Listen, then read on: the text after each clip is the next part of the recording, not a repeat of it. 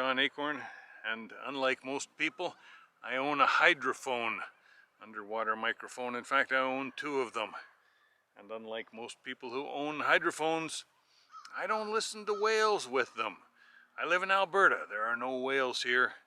There never have been. There aren't even any fossil whales, so I listen to lakes, ponds, rivers, streams, freshwater environments. And the sounds in these places are truly and deeply mysterious.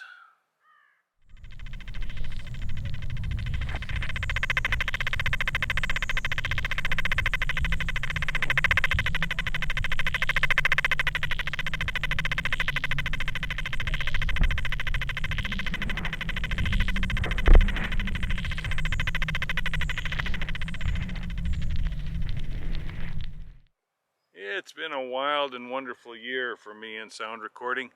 We started last winter with myself, my former student Yelena Sereski-Reamer, my two sons Jesse and Benny Acorn, and my colleague Rich Palmer. We were studying this weird snapper popper sound. That's what we called it in Wabamun Lake.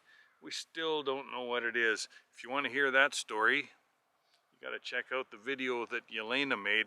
I'll put a link in the description here. And yeah, bizarre. The result of all that was I decided to focus on something that was less mysterious, the sounds of carixids, water boatman bugs. So I started working with carixids, and it wasn't as easy as I thought it would be, because a lot of carixids are perfectly happy to make sounds in ponds and lakes. But as soon as you put them in a nice controlled environment, an aquarium or a sound chamber, they don't say a word, or, you know, don't make a stridulation, as we say. So that was disappointing. But now we have another mystery, a very deep, peculiar mystery here in the sandy shallows of Gull Lake, Alberta, and in a couple of other places. Bizarre sounds unlike any I've ever heard before. That sound there is a Harley. Now, at first we thought these sounds were crustaceans, amphipods, the things that are properly called scuds, but most people don't know that name. They think that refers to a missile. They're you know, they're little shrimpy looking things. Freshwater shrimp is what most people around here call them, but it's better to call them amphipods. Two species, Hyalella azteca and Gammarus lacustris.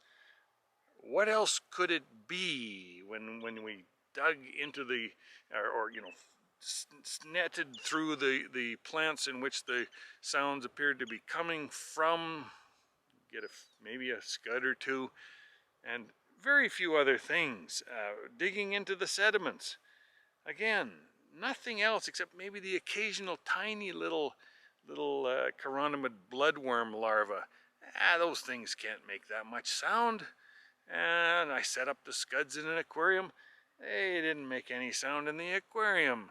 So maybe it's not scuds.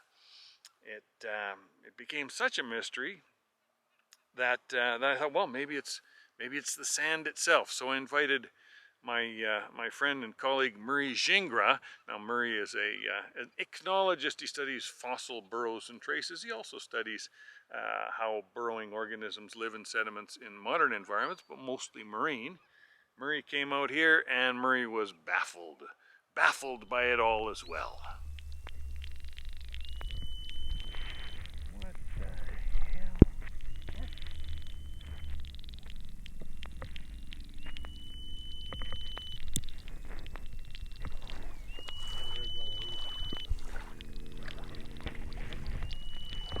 Pretty noisy. Hey, what do you guys got? I mean, how to even describe this? It's extremely loud buzzing, almost like a like a motor. You hear And it. Oh yeah, and it changes its frequency and yeah, its oscillation, and it's really amazing. It does sound like a boat motor. yeah, Yeah. it does. But it's very localized to just this one really small area. Limited to about a space like this. Yeah. because so if we go here, it's very, very loud. Oh, Did it just? Did it die? no. Oh, it's back. It is a little, no, there it is. Yeah. Seems. But it's slowed down, you hear that? Yeah. And then It's off it, lower on and it, quieter. off it. So let's see if there's anything metal or magnetic in Okay. here. I'm going to set this down. Okay. Yeah, just put it on the like bottom here. Ready? Okay.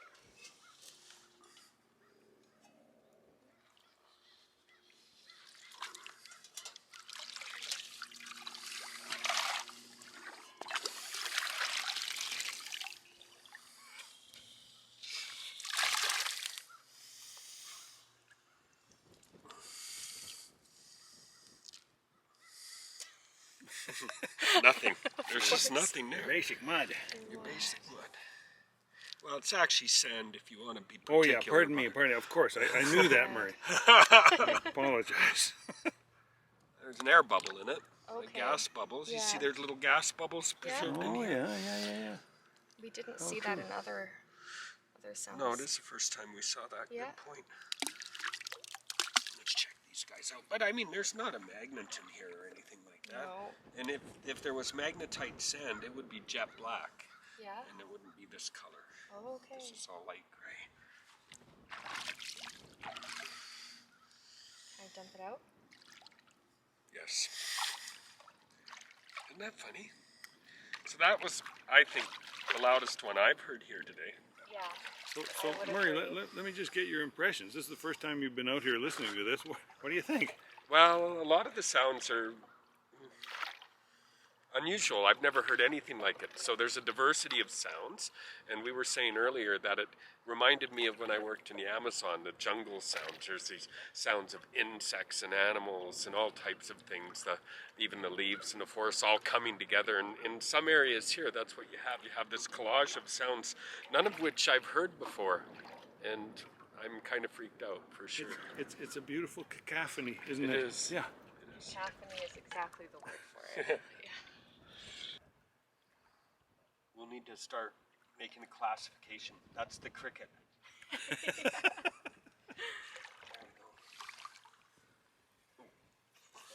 Yeah, what do we got? We got the cricket, the siren, the cicada, the boat motor, the fishing reel. Right, so what is this? Is this the fishing reel?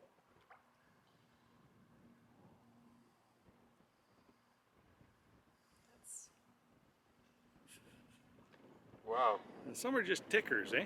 Yeah, this Yeah, is more this of a is- clickety-click. yeah. Well, this is a clicker one, but it's just through the roof for its decibels. And you get down there and you still can't see a darn thing. That's the weird thing. We need to overlay all the sound onto all your video because with it, in the absence of listening to this, Well, yeah, just because it's unbelievable. You can't believe that this sound exists sounds like a video game. in a shallow Alberta lake. Yeah. I'm just so glad you were able to come out here and hear it for yourself. I wish we could find that siren in the bomb. July 19th. A lake. 46.2 meters for the shoreline. Okay, but you can hear that.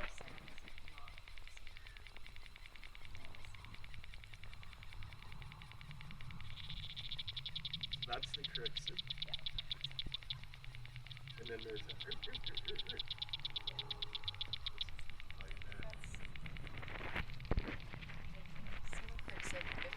Yeah, now I can hear it from here through your headphones.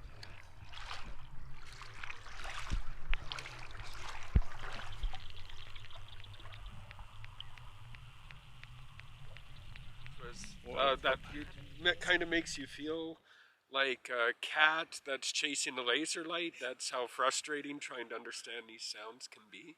And yeah. Now, if you're, whoa, hey, almost slipped. If you're the kind of person who wonders what any of this actually means, that's a pretty good question as well. I mean, for one thing, it might mean that some other researchers have misinterpreted these types of sounds and attributed them to imaginary animals. And that would be unfortunate because, of course, you know, in science we want to get it right. The really interesting thing to me is that if you were some kind of creature living in these places, if you were a Carixid in the shallows of Gull Lake, or if you were a little minnow, or you know, various other types of fish, anything with a sense of hearing, this is what you would hear. This is the soundscape in which you function, and there must be consequences for that, and that's interesting. That's, you know, an area where one could explore further and learn some neat things, I'm pretty sure. You know, it's just, it's such a contrast to identifying sounds in the open air.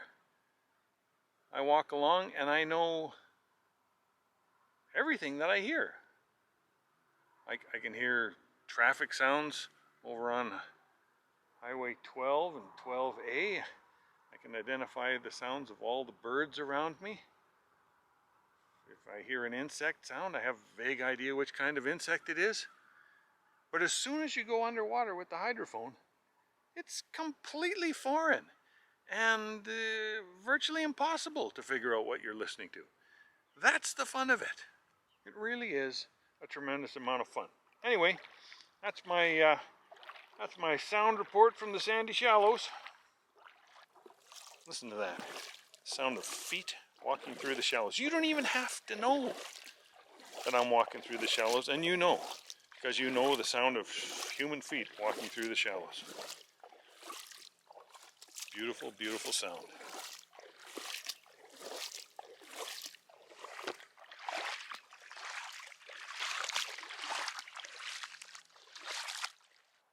So what do you make of a mystery like that? I have to admit I really enjoyed it. It's a fun way to do science.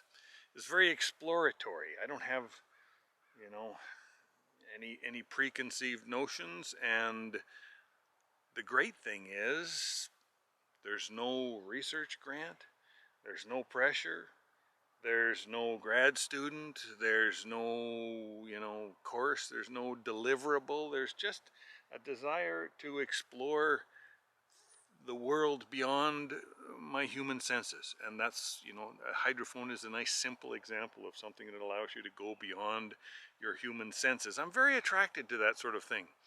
You know,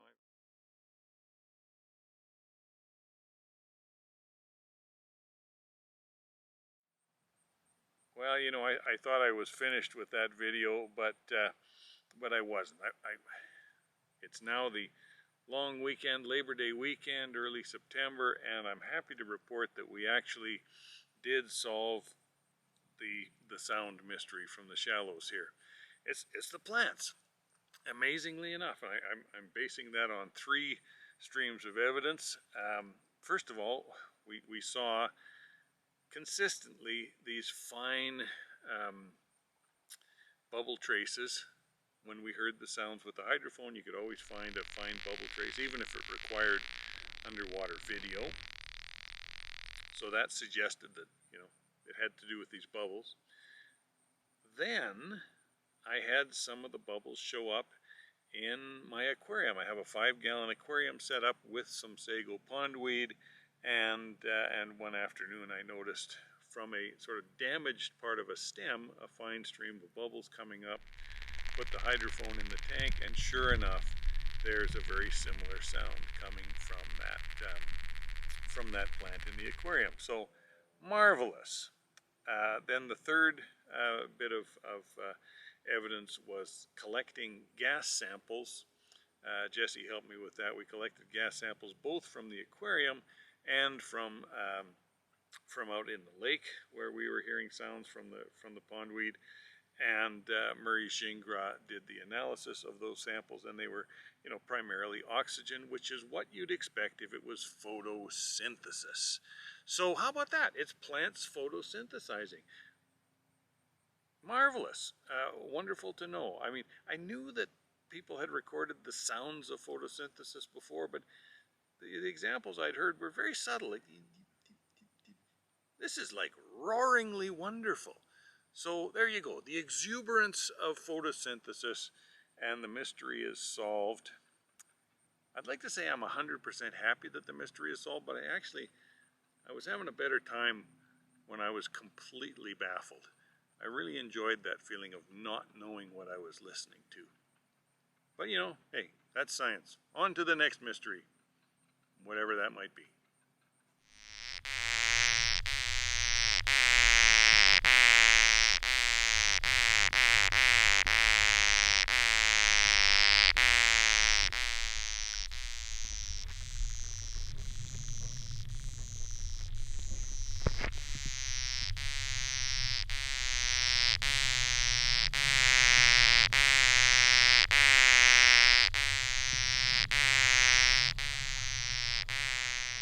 I thought I had finished this video back in the summertime, but the more I pondered what we found, the more I realized, no, it's actually more interesting than I realized back then. Now it's November, it's kind of cold out here. The lake is beginning to freeze. I'm standing on ice right now, and what do I want to tell you? Well, I want to tell you that I think there's something fundamentally kind of weird and surprising here. Like deeply surprising. Why has no one ever noticed this before? The fact that photosynthesizing plants make a lot of noise. Not just a little bit. A lot of noise.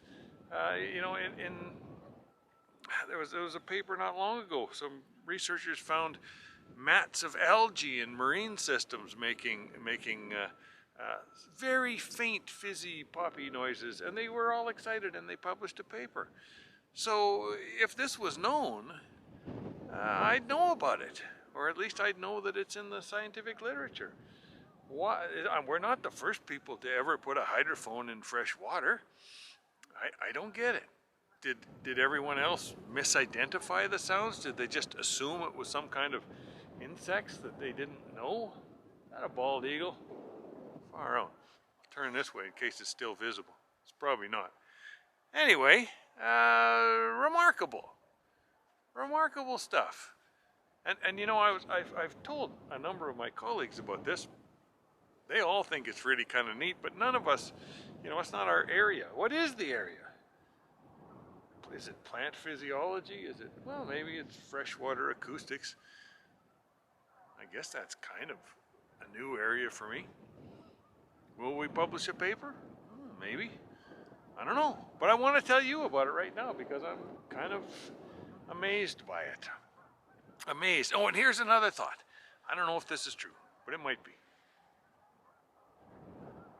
This could be the oldest biological noise on Earth. Except for the fact that things would have kind of rubbed together a little bit underwater in the deep Paleozoic. But you can imagine with the onset of photosynthesis that this kind of sound would be one of the first sounds of life. Yeah, it took a while before someone noticed. Good for us, I guess. Anyway, have a look at the lake. It's looking pretty darn cold out there today.